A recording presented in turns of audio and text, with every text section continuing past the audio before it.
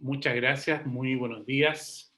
Agradecer la invitación del Ministerio de Salud de Brasil para poder compartir eh, nuestras reflexiones sobre el Plan de Acción de Recursos Humanos de los Estados miembros de las Américas y poder generar un espacio de conversación desde el programa sudamericano de OPS. Quisiera confirmar que me están escuchando y voy a compartir la pantalla. Bien, lo que vamos a conversar ahora es presentar los objetivos del Plan de Acción de Recursos Humanos. Vamos primero a brevemente mostrar cómo se construyó este plan de acción y posteriormente vamos a tratar de reflexionar un poco sobre la importancia que tiene que los países avancen en los objetivos establecidos en el plan de acción en el contexto de una emergencia sanitaria como la del COVID. Lo primero que quisiéramos decir es que la pandemia del COVID-19, y esto ya lo han planteado muchas de las personas que han intervenido hoy, ha dejado manifiesto una vez más que los recursos humanos de salud son un pilar fundamental para una adecuada respuesta de los sistemas de salud frente a una crisis sanitaria. Pero también los más vulnerables, ¿ah? O sea, los recursos humanos son la primera línea de esta respuesta, pero a la vez también son los que se enferman, son los que se estresan, y por lo tanto, entonces, este es un factor crítico. Dicho esto, es importante tener presente que muchos países deben abordar el reto de la pandemia en una situación compleja, marcada, entre otros aspectos, por la escasez, la mala distribución, la desalineación entre las necesidades de salud de la población y las competencias de los trabajadores de la salud, un contexto que estaba antes de la pandemia y justamente por eso surgen estas iniciativas de los Estados miembros de generar estrategias y planes para abordar estos problemas. Entonces, en el contexto de la pandemia nos parece que adquieren una mayor relevancia las líneas estratégicas y objetivos del plan de acción aprobado por el 56º Consejo Directivo del OPS y que permiten constatar las fortalezas que muestran para enfrentar esta emergencia en los países que tienen consolidados estos objetivos y los desafíos y acciones que deben abordar los países que no han avanzado en los mismos. La capacidad de respuesta a una crisis sanitaria está estrechamente relacionada con la fortaleza de los sistemas de salud y su capacidad rectora en materia de recursos humanos, capacidad de planificación, existencia de políticas nacionales, inversiones suficientes, sistemas de información confiables, actualizados, planes de capacitación, fortalezas estructurales, modelos de atención en redes integradas, etc. Por lo tanto, esta primera reflexión es para plantear la importancia que tiene contar con objetivos consolidados en el plan de acción. Entonces, ¿cuáles son los dos instrumentos o los dos mandatos de los Estados miembros que queremos comentar? Primero, en septiembre del 2017, la 29ª Conferencia Sanitaria Panamericana aprueba la Estrategia Regional de Recursos Humanos para el Acceso Universal y la Cobertura Universal. Y en esa estrategia hay un mandato para que en la misma resolución plantea que debe plantearse un plan de acción para esa estrategia y ese plan se aprueba al año siguiente en el 56º Consejo Directivo en septiembre del 2018. Es decir, no basta la estrategia, hay que plantear un conjunto objetivo. Ahora, hagamos un poquito de historia brevemente.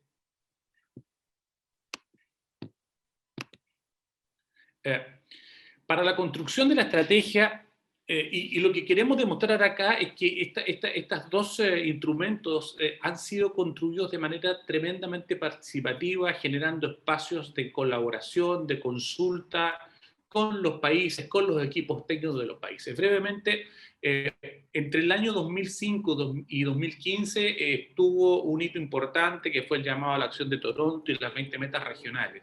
Y se hizo una evaluación.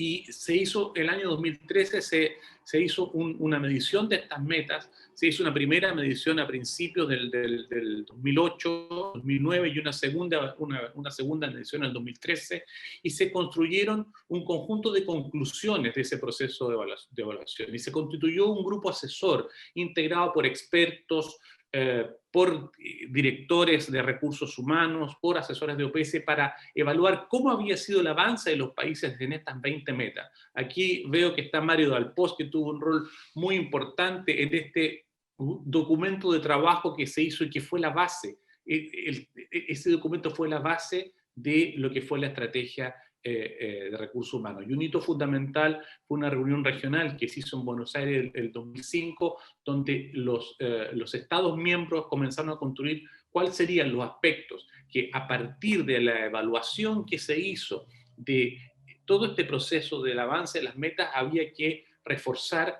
para seguir avanzando. En qué aspectos habíamos avanzado y cuáles eran los desafíos pendientes. Entonces, finalmente, con los procesos y los hitos que ustedes ven ahí, se logró avanzar en esta estrategia que fue aprobada el año 2017. Pero como decíamos,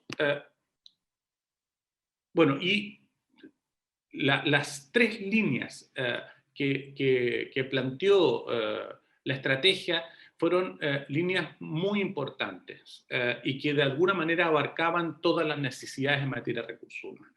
La primera, fortalecer y consolidar la gobernanza y la rectoría en recursos humanos. Esto todo tiene que ver con la capacidad de rectoría, de la gestión de recursos humanos, pero también con las capacidades que tienen la autoridad sanitaria para ejercer esa rectoría. La segunda línea estratégica de acción es abordar las condiciones de desarrollo y el desarrollo de las capacidades para ampliar el acceso y la cobertura con equidad y calidad. Acceso a personal de salud, distribución equitativa del personal, fortalecimiento del primer nivel. Con eso está relacionada esta segunda línea. Y la tercera, reorientar el sector de educación para responder a las necesidades de los sistemas de salud en proceso de transformación hacia la salud universal. Es decir, ¿cuál es el perfil de los profesionales que debemos formar para nuestros sistemas de salud? ¿Estamos formando los profesionales que nuestros sistemas requieran? Ese era un poco el desafío de esta tercera línea de acción. Entonces, a partir de eso, en el año 2018, como decía, se establece el Plan de Acción de Recursos Humanos. El propósito del plan básicamente es presentar objetivos prioritarios para cada línea de acción de estas tres líneas que vimos. Y estos objetivos buscan avanzar de manera más expedita en el itinerario planteado por la Estrategia Regional de Recursos Humanos y así facilitar a los países la elaboración de hojas de ruta adecuadas a las realidades locales. Entonces, ¿cómo construimos los objetivos del plan de acción? Es un conjunto de objetivos para cada una de las líneas estratégicas de acción que vimos recién. Aquí tenemos las etapas. Nosotros hicimos un conjunto de reuniones subregionales con los directores de recursos humanos, con los jefes de las divisiones, de las direcciones de recursos humanos, y nos sentamos a conversar a partir del contenido de la estrategia cuál era para ellos los elementos más prioritarios que tenía la estrategia y que nosotros podíamos convertirlos en objetivos a lograr, considerando las necesidades de los países y las capacidades de los países. Y ahí están las distintas etapas que nosotros hicimos para ir construyendo los objetivos y también para construir los indicadores. Todo esto también en un proceso de validación con grupos de expertos, muchos de los cuales los veo aquí presentes en la reunión. Entonces, quiero mostrarles unas fotos que son unos cuadros garabateados ahí para explicarles un poco cómo construimos esto. La estrategia tenía párrafos numerados y los párrafos se numeran porque cuando se hace el proceso de conversación con los países, uno dice el párrafo 19, el párrafo 20 para facilitar un poco el trabajo de conversación. Entonces nosotros les pedimos, y en la estrategia, cada párrafo de esta estrategia tenía un llamado a la acción, tenía un tema a abordar. y les pedimos a los países, a los representantes de los países en estos talleres subregionales de trabajo, que establecieran cuál, a juicio de ellos, eran los 3 párrafos, los 3 temas que estaban contenidos en los párrafos más importantes para sus países y los que tenían más capacidades para avanzar. Y cada país, fíjense, el cuadro que está a la izquierda está Sudamérica, en el cuadro que está a la derecha está Centroamérica, y si ustedes se fijan, por ejemplo, la coincidencia que hay en el trabajo que se hizo, cada país estableció su prioridad. Fíjense ustedes que hay algunos párrafos, por ejemplo, en la primera línea estratégica de acción, el párrafo 19, en la segunda el párrafo 24 y en la tercera el párrafo 32, y esto fue bastante coincidente en todas las subregiones. Por lo tanto, a partir de esa priorización que hicieron los países, los representantes de los países, construimos estos objetivos del plan de acción que por supuesto generó una vinculación, una representatividad en las necesidades y prioridades que los propios países tenían.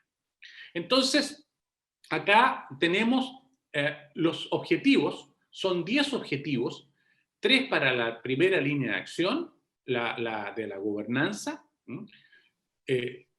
4 para la segunda línea de acción, la que tiene que ver con el acceso a personal de salud, y 3 para la tercera línea de acción, que tiene que ver con el tema de la vinculación entre salud y educación. Ahí está el primer objetivo, con sus 2 indicadores.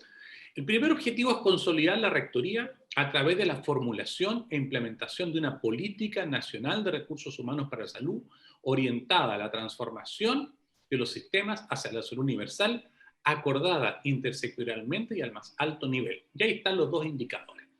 Acá hay 2 elementos que son muy relevantes y que están expresados, por supuesto, en los indicadores. Primero, tener una política nacional de recursos humanos orientada hacia la transformación de los sistemas.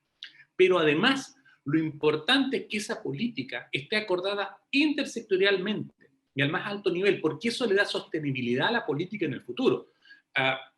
Nos ha tocado como programa subregional estar asesorando a algunos países en la construcción de políticas de recursos humanos, y un elemento esencial cuando hemos revisado experiencias de otros países es que a veces las políticas duran lo que dura una gestión ministerial o una gestión de gobierno, porque justamente no tienen la sostenibilidad que les da estar avalada por otros sectores y por el conjunto de actores. Entonces, por eso es importante que esta política sea acordada intersectorialmente y al más alto nivel. Y fíjense ustedes que reflexionando sobre la importancia que estos objetivos tienen en un contexto de crisis sanitaria, nosotros hemos estado elaborando en la organización algunos documentos de discusión sobre este tema. Y evidentemente, cuando un país tiene una política nacional de recursos humanos, tiene una rectoría más consolidada, y eso permite fortalecer los procesos de formación, los perfiles de competencia, las condiciones laborales, el ejercicio profesional, la distribución de los profesionales de la salud de acuerdo a las necesidades. Y un país que tiene eso fortalecido, evidentemente su capacidad de respuesta a una crisis sanitaria va a ser mucho mayor que un país que no tiene esto. ¿Qué han hecho los países que no tienen una política nacional de recursos humanos frente a esta pandemia? Por ejemplo, han constituido mesas intersectoriales de contingencia que faciliten espacios de colaboración entre los sectores de salud, educación, trabajo y finanzas para establecer planes de dotación de emergencia para frenar el COVID. Si hubieran tenido una política nacional, este proceso hubiera sido más fácil, ¿no? El segundo objetivo es fortalecer las capacidades de planificación estratégica de la fuerza laboral, incluyendo el análisis de la movilidad profesional, con el fin de proyectar y responder a las necesidades del personal de salud a mediano y largo plazo, con el apoyo de un sistema nacional de información de recursos humanos. Ahí ustedes ven los indicadores, pero aquí hay 2 elementos centrales. Primero, capacidades para hacer planificación estratégica, y segundo, un sistema nacional de información de recursos humanos.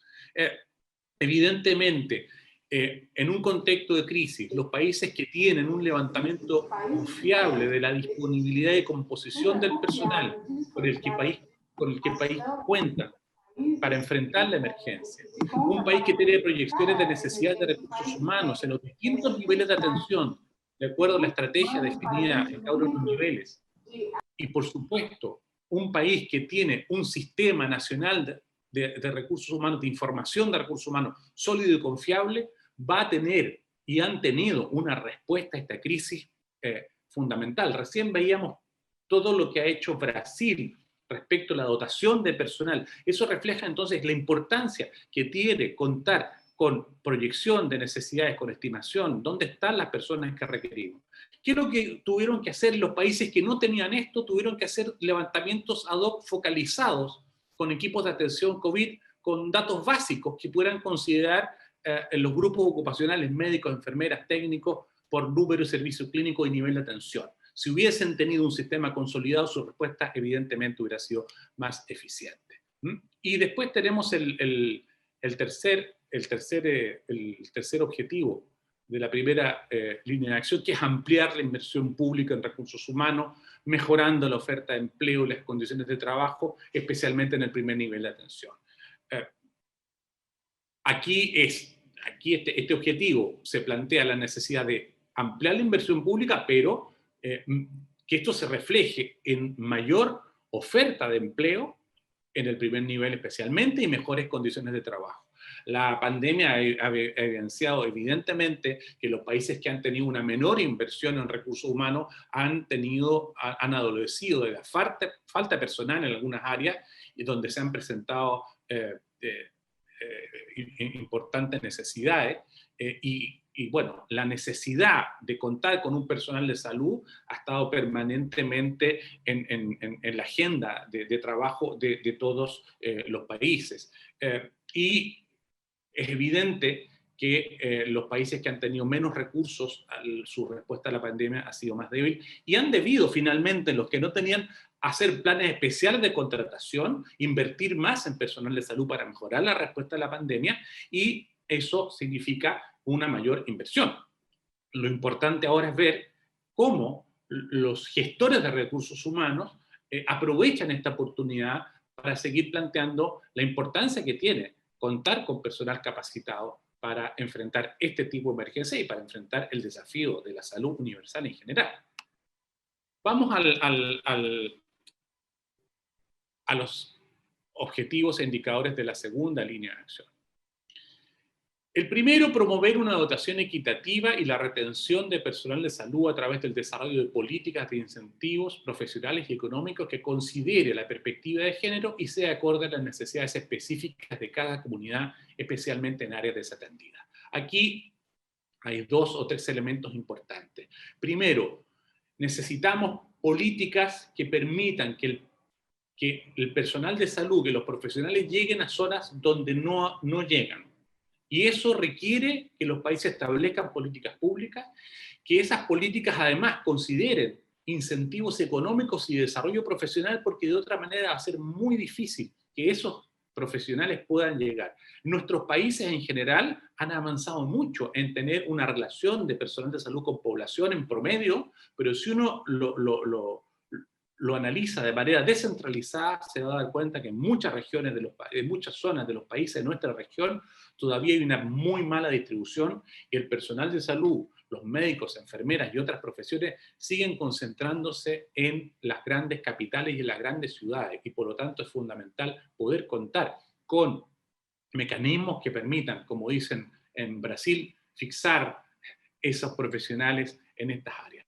Y analizando el tema de la pandemia, nosotros vimos y analizamos que en muchas áreas desatendidas se produjeron los brotes más importantes o brotes importantes, porque no había personal de salud suficiente para eso. Entonces, un personal de salud adecuadamente distribuido obviamente va a permitir una respuesta integral de los sistemas de salud, evitando inequidades geográficas en la gestión de la emergencia. Mucho se está hablando hoy día de sindemia. Y se está hablando de sindemia porque efectivamente hay un componente que tiene que ver con la pobreza, que tiene que ver con áreas carenciadas donde la pandemia actúa más fuerte. Entonces, una buena distribución del personal permite abordar ese desafío de una manera más efectiva. Y los países que no tienen una buena distribución, lo que han debido hacer es destinaciones transitorias para atención del COVID en zonas que tienen menos de cobertura personal. Es decir, han tenido que buscar personal de salud para ir a esas zonas donde se han producido, por ejemplo, estos brotes. Un segundo objetivo es conformar equipos interprofesionales en el primer nivel de atención, cuya combinación de competencias permite un abordaje integral y con capacidad resolutiva a los problemas de salud con enfoque de interculturalidad y determinantes sociales de salud. Aquí lo que se busca es fortalecer el primer nivel de atención a través de equipos multiprofesionales. Y evidentemente, cuando uno analiza las estrategias para enfrentar la pandemia, las estrategias que han orientado la trazabilidad, el atacar al virus antes de que llegue a los hospitales y a las camas críticas, son las estrategias que han tenido un mayor éxito y por lo tanto promover medidas preventivas en la población, para evitar contagios, llegar en forma oportuna a los diagnósticos a través del adecuado tamizaje, establecer la trazabilidad, evitando sobrecargar la red con estos casos que no se requieran efectivamente en la red hospitalaria, se logra en los países que han podido consolidar estos equipos interprofesionales que fortalecen el primer nivel.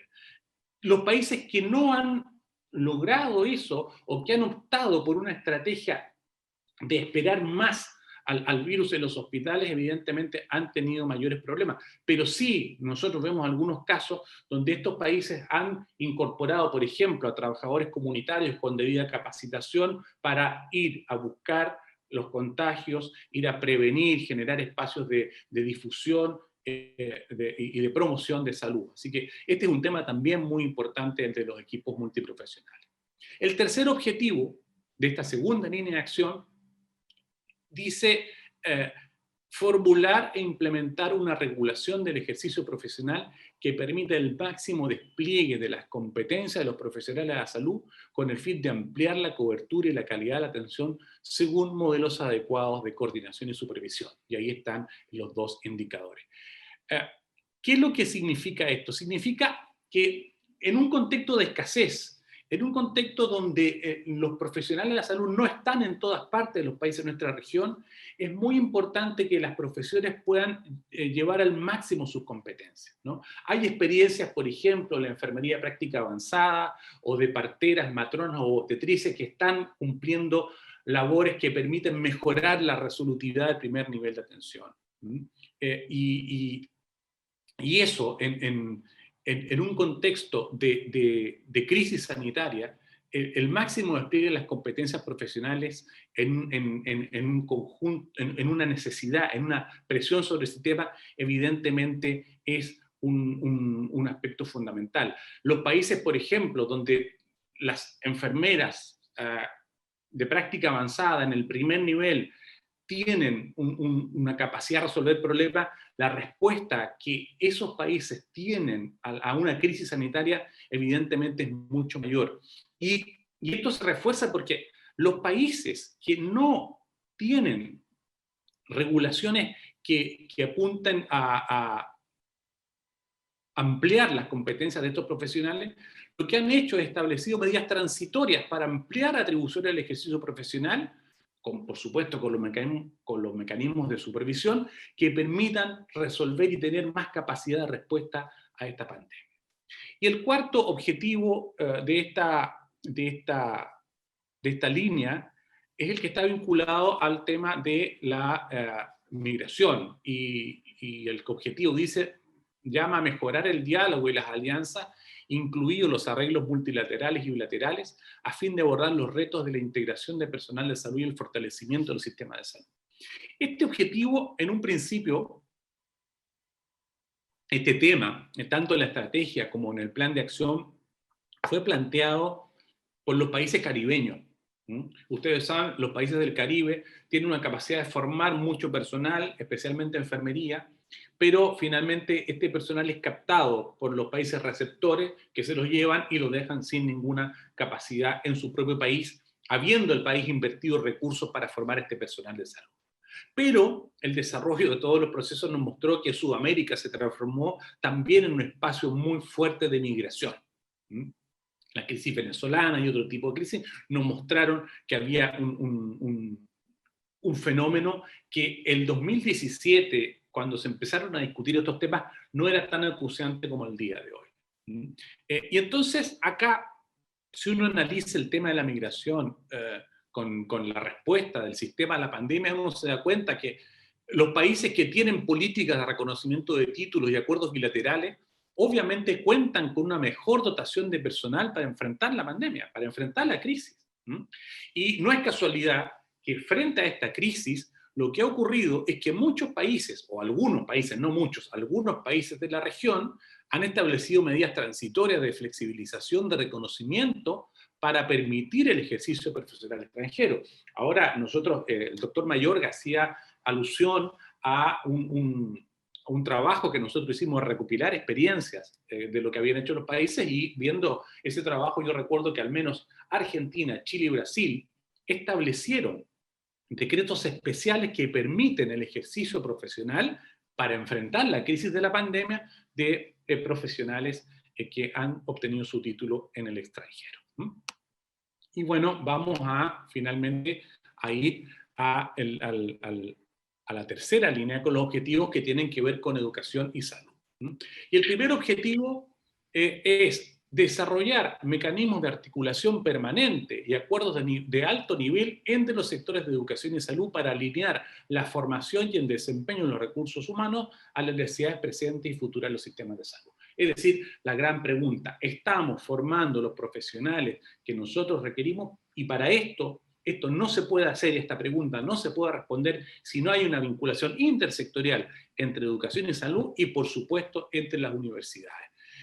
Los acuerdos intersectoriales permiten que las estrategias de formación de recursos humanos sean consistentes con la necesidad del país y facilitan los planes de recursos humanos a mediano y largo plazo, y eso también mejora la respuesta a una crisis sanitaria.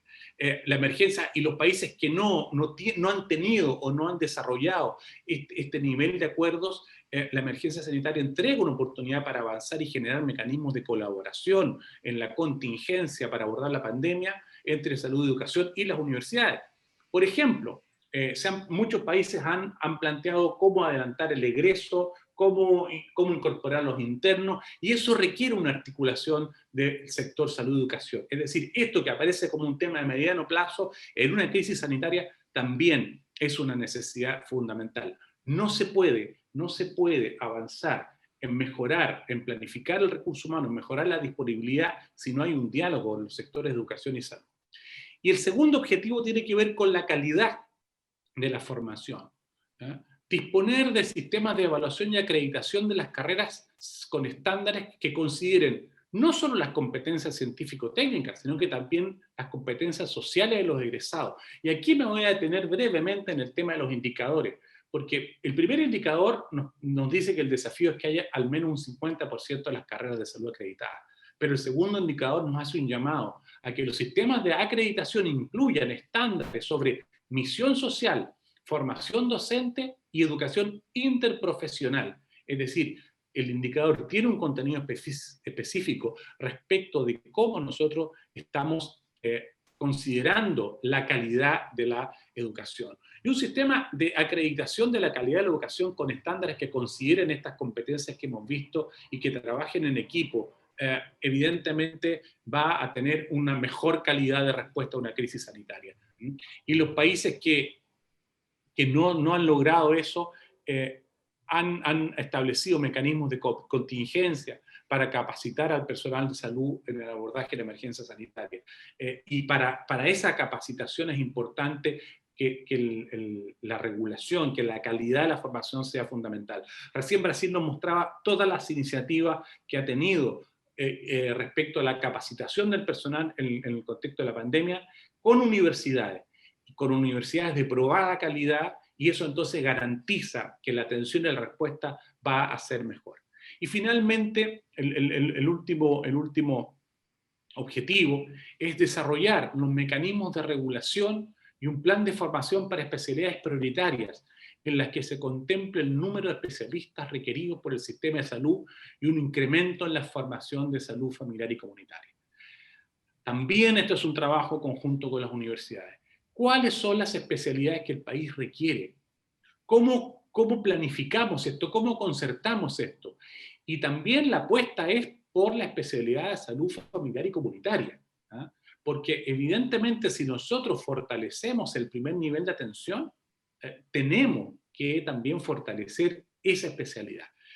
Acá, entre los palestrantes, está Gilles Dussault, que es de Canadá y es de Quebec, y Quebec tiene una experiencia maravillosa respecto de cómo se concertan los distintos actores para planificar las especialidades que la provincia requiere en el futuro. Y fíjense ustedes, ahí después Gilles podrá confirmar o no, que por lo menos hasta hace un par de años atrás, el 50% de las especialidades para los médicos eran de salud familiar y comunitaria. El 50% de las residencias que se formaban eran para salud familiar y comunitaria. Porque en Canadá, el médico de familia, a diferencia en otros países que lo miran como en un segundo lugar, es el articulador de la red. Es el articulador de la red y también incluso en los hospitales tiene un rol fundamental. Y en el contexto de la emergencia, ¿no? Un sistema que tenga una buena planificación de especialidades, que tenga un primer nivel fortalecido con médicos de familia, va a generar una buena contención, una muy buena contención a esta crisis y a esta pandemia. Y así lo han demostrado los países que tienen una buena planificación de especialidades. Los países que no han tenido esto han tenido que hacer un levantamiento de disponibilidad de especialidades para el abordaje del COVID y han debido fortalecer las competencias de médicos generales para ir adecuándolas a las necesidades. Pero lo importante entonces es que una buena planificación de especialidades va a permitir evidentemente una mejor respuesta a la pandemia.